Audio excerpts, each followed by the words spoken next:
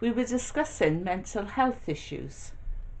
One of the things that was suggested to help us with depression was at the end of each day writing down 3 things that we could look back on during the day and be grateful for. I decided to give it a go and have kept up the idea ever since. This year's journal is entitled Gratitude Changes Everything, and it contains lots of quotes linked with gratitude. Some of the ones I really like are these.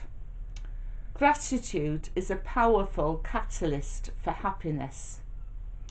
When I started counting my blessings, my whole life turned around. We often take for granted the very things that most deserve our gratitude. It's so easy, especially during the present time, to go through each week and be dissatisfied with everything that's going on. Not having the freedom to meet family and friends, not being able to travel freely, not being able to meet up as a church group, etc., etc. If we dwell on that, it only leaves us feeling fed up, dissatisfied and depressed. How do we recognise that we are not grateful and thankful? I would suggest one way is that we complain a lot. This isn't good enough. That person's made the wrong decision. Sadly, some people find something to complain about everything, even when something good happens. Philippians 2 verse 14 says, "Do everything without complaining." Another way is we're never satisfied and find ourselves expecting more. The problem isn't that we aren't getting enough, it's that we aren't thankful for what we do have. We become pessimistic and negative, discontent and miserable. One of the quotes in this journal says, "Be thankful for what you have.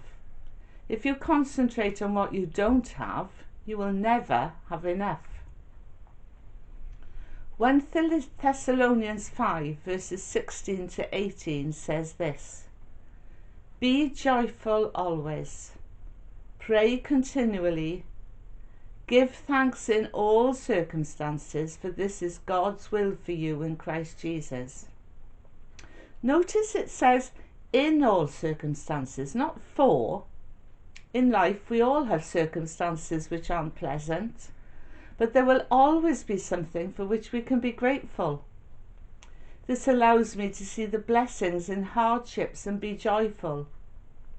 It involves me seeing the positives and putting things in perspective. For example, the rain hammering on the windows means I have a home to live in. Max Lucado tells a lovely story. One day, as he was walking along the street on his way to the university to teach a class, he felt a tug on his trouser leg. Turning around, he saw a little boy about 5 or 6 years old with dark, beady eyes and a dirty little face. The little boy looked up at him and said, "Bread, sir?" He was a little beggar boy, and Lucado says there are always beggar boys in the streets of Brazil. Usually I turn away from them because there are so many and you can't feed them all. But there was something so compelling about this little boy, I just couldn't turn away.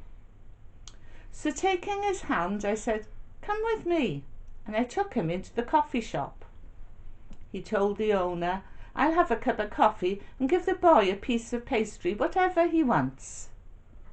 Since the coffee counter was at the other end of the store, Max walked on and got a cup of coffee, forgetting about the little boy, because beggar boys usually get the bread and then run back into the street and disappear.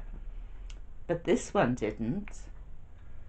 After he got his pastry, he went over to him and just stood there until Lucado felt his staring eyes. He said, "I turned and looked at him. The little boy, holding his pastry in one hand, looked up and said, 'Thank you, sir. Thank you very much.'" Lucado said, "I was so touched by the boy's thanks. I would have bought him the store. I sat there for another 30 minutes, late for my class, just thinking about a little beggar boy who came back and said thank you. This young lad had an attitude of gratitude and wasn't afraid to express it. May we all have this same attitude. And as it says in Psalm 107 verse 1, let us give thanks to the Lord, for he is good.